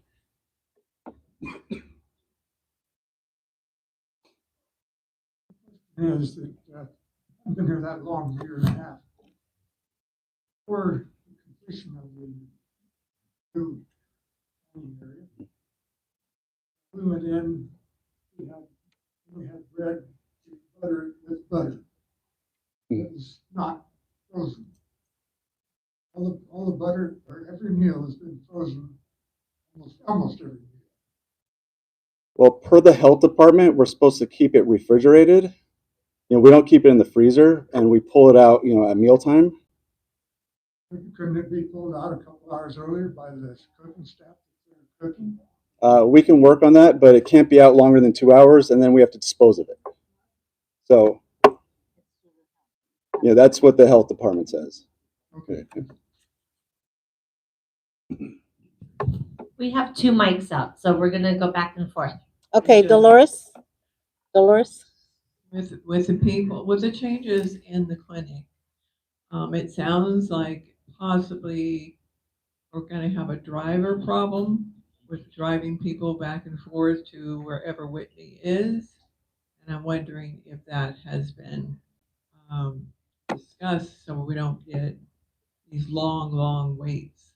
It has been discussed. We did discuss the driving issue, and a lot of you already take GoGo. We have GoGo as an alternate, but we have not had any problems. Remember, we have a very limited amount of people that are actually Whitney's patients. So we're not talking about 30, 40. We're talking about 12, 15 people. So I think we can accommodate. We did some thinking, and yes, we could accommodate the drivers. And a lot of people use GoGo anyways to go back and forth when we have a driver that is out sick or what have you. But yes, we will accommodate. I have a couple of comments about the wellness center. Okay. First of all, I do not understand how you can add more work to Jocelyn, give her Annalisa's work. It takes a month or two to get an appointment with a doctor and with her coordinating everything. She works tremendously hard. And I have no idea how she's going to have to add Annalisa's work. I think there's some miscommunication there. When I said Jocelyn, there's two Jocelyns. We have a Jocelyn that's going to be the LVN in the clinic. Her name, but it's not Jocelyn Whitley who does the appointments. She's not the appointment coordinator. It's Lynn. We call her Lynn, but her name is Jocelyn, and she's the one that's going to be in the clinic. She's the LVN. It's not Jocelyn. It's two different Jocelyns. Okay, and also the problem is getting to see a doctor in town who can prescribe a medication takes a long time. If you have COVID, who's going to give you the medication if you need it immediately? We usually just do that via phone call. So if you have COVID, we call your doctor, whoever your doctor is. If Whitney is your doctor, we call her up and say, hey, can we give this?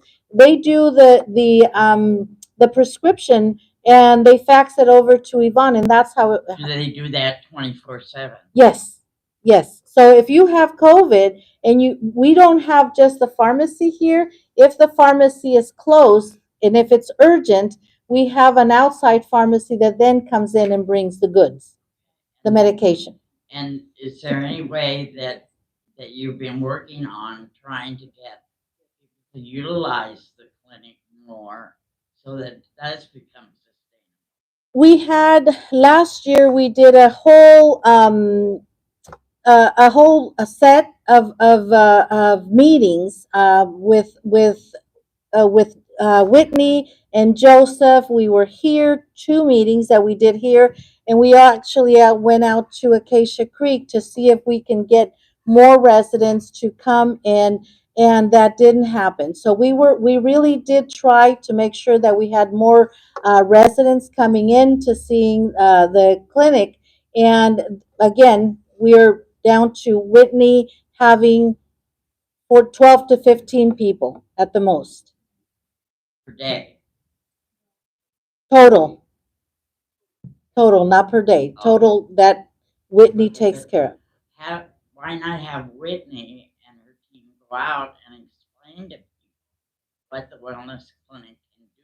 She did. She did a presentation here and she did a presentation over at Acacia Creek. Whitney was part of the presentation that we had. But again, Whitney is going to be offsite, but the residents that see Whitney will still be going and we will provide transportation. But again, that will take time to get the appointment. Right, but we will have an LVN here. We will have the MP 2 days a week, and we will have Dr. Anna Durai on Wednesday, and then we will have Dr. Ketropal as needed for his patients. It's a little change, but if you really look at the whole scope, it's just Whitney going to her new office and 15 people going over there and getting an appointment with Whitney as needed. They get at least most of us without health coverage here at the home. We have an LVN. In case of an emergency, Sue, we will send you out as Whitney would do anyways. We will not have you without medical care. We have LVNs. We have, like I said, Dr. A will be here on Wednesdays, and we have an MP coming in 2 days a week. But not all medical situations are an emergency. And that's why we have an LVN, so we can take care of you have, So you can wait 2 months to see a doctor. Who's your doctor, Sue? Dr. Anna Durai. Dr. Anna Durai is here every Wednesday. That doesn't mean I can get an appointment. Okay, let me sit down with Chris and we'll revisit and see if we can do more days here. Well, I'm changing to Whitney because I know that it'll make room for it. Okay, all right, then we can take you to Whitney faster than you could see Dr. Anna Durai, I I guess. think the wellness center is a basic thing to provide for people, and some of these other things are not. Okay, thank you for your comment. We appreciate that. Donald. I'm not sure if this would be active living or dining, but if they pick us up at 5 o'clock or so on Saturday night from Grand Lodge and bring us here, it sounds like it's going to get awfully close to the 6 o'clock ending of the dining services for the night. Okay, so on Friday night, if you're at annual communication, you're going to the business session, and you're going to Boudin's, the bus driver will drop you off at Boudin's. For those of you that are going home on Friday night, you need to make arrangements with dining services to either provide a box lunch for you or be able to pick up your meal. And that will apply for Saturday as well. So Saturday, if the bus doesn't get back here until 6 o'clock, the dining room is going to be closed. So you're going to need to let dining services know, and I'll provide you with the names of the folks that are on the bus. You're going to need to make arrangements with dining services to get dinner. Okay?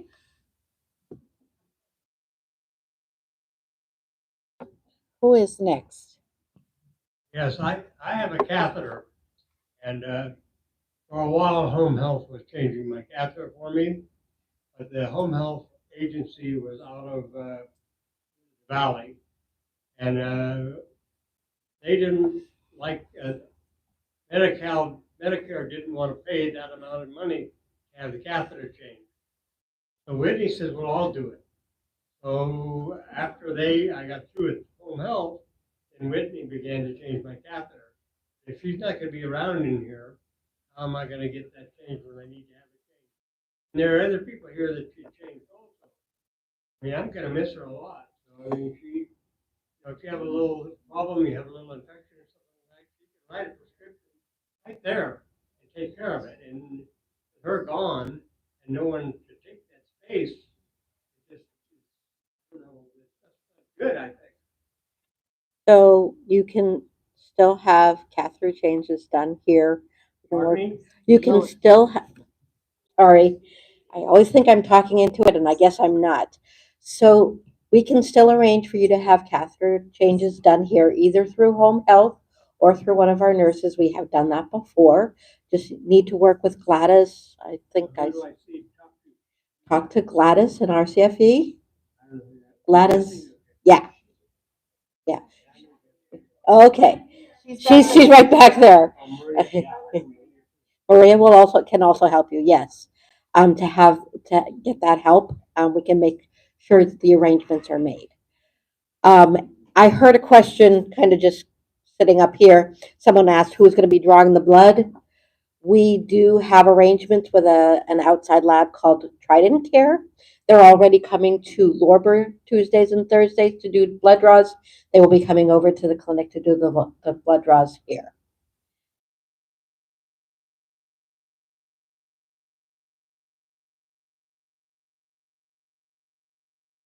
My question is for Carol.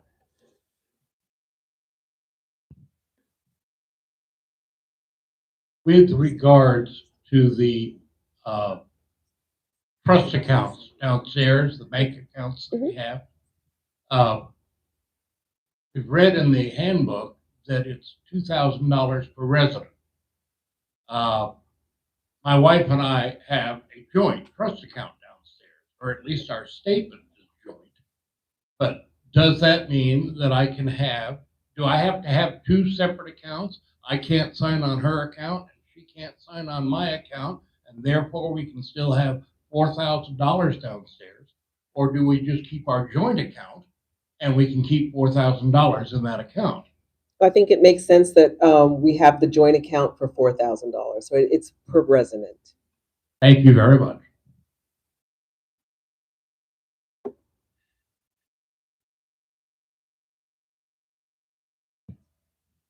I just kind of want to be crystal clear on this point.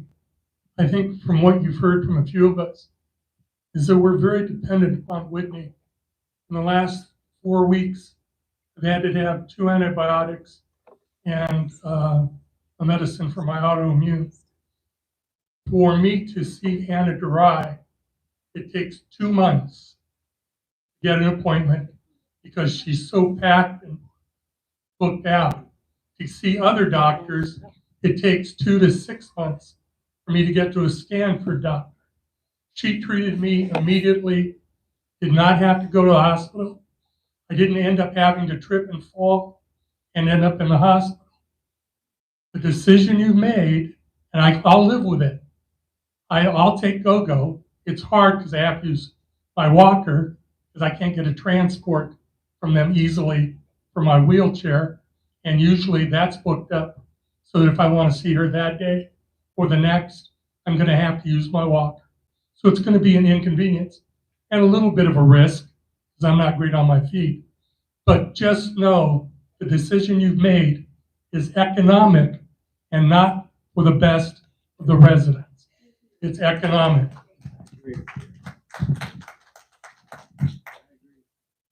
So I just want to be very, very clear. You still have services at the clinic every weekday. LVNs cannot prescribe medicine. No, LVNs can't prescribe medications. You are absolutely correct. When you go see them and you have a need, they will contact your primary physician to get what you need. Also, Whitney has made it very clear that she will continue to see her primary care patients and she will offer televisit appointments. If it's an antibiotic you need because you have a chronic infection that she already knows about, she will be able to do that for you immediately. We're definitely not trying to take away services from anyone. You are. You are. Just so you know it, just be clear, you are taking away services. And it's economic. It's not because there isn't a need. It may not be the big need that you need or want, but it is a need of a dozen of us. I don't disagree that it's valuable and it's important to have clinic services available. Chris and Soledad and I were talking earlier today about what accommodations Dr. A and Dr. K can make to be able to treat and have people access them immediately. For instance, you're running a fever, you need an antibiotic, something like that. An LVN certainly can call your doctor, but working with Dr. A and Dr. K to make sure that you should be able to walk in and get that service from them, just as you do from Whitney now, even if you're not her patient. There are folks here who also need services that Whitney isn't their primary care physician, right? So we want to be able to provide a similar service. Regardless of who's in the clinic, we want to be able to provide a similar service. We've been talking to Washington Hospital for at least a year about how to make this work. We are frankly a one-off for Washington Township. We're the only people they've tried to do this with, and it's been a struggle for them as well as it has for us. The model as it was intended, and as frankly I have seen it work in other communities, is that the NP that's on site can reasonably bill for enough services to cover their overhead. That hasn't happened here, hasn't even come close. It is I'm not going to tell you that there isn't a financial component to this decision.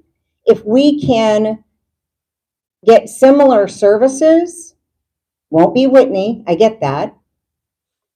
I can't, Washington Hospital isn't interested. We've, again, talked to them about what accommodations can we make.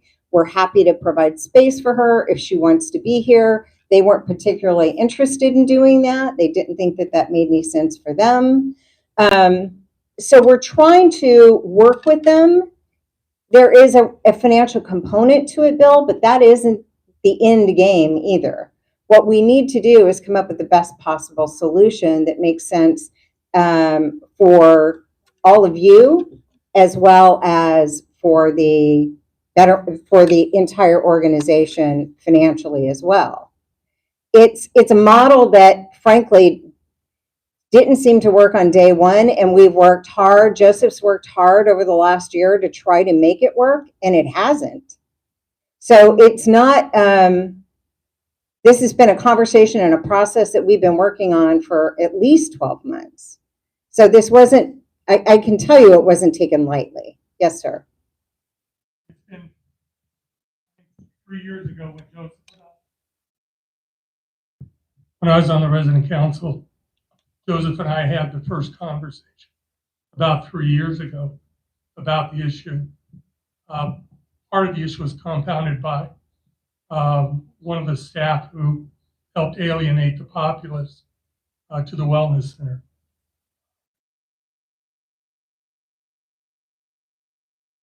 But no matter in just looking at what everybody's needs are, I'm selfish enough to say my needs outweigh the rest of that, because Whitney has done things for me that Anna DeRai hasn't done, that Stanford hasn't done, and she did them within 3 months. I had to turn around in some very significant health issues because she was bright enough, because she was good enough, she was concerned enough to be my primary care physician. So I'm not leaving her, and I will do what it takes to see her. But this decision doesn't help us. It helps Washington, and it helps the home. And maybe that's not your overriding concern, but it's my perspective. I appreciate that. That we get hurt and everybody else gets out of a situation they're not comfortable with. And now I'm left with a situation I am very uncomfortable with. I hear you loud and clear, Bill. And if there's a better solution to this, I'm open to that conversation with whoever. If there's a better solution to this, I think there's an opportunity for us maybe to, first of all, it's after 4 o'clock, so I want to respect folks that need to leave. But I think that maybe there's an opportunity for those who use the clinic and are concerned about this to come together with Soledad and Chris and myself and maybe Dr. A and Dr. K or some group to be able to figure out what would be the best solution, what would make you feel better about knowing and secure, because that is the overriding goal, is for you to feel secure in the healthcare that's available to you and that is provided to you. Absolutely.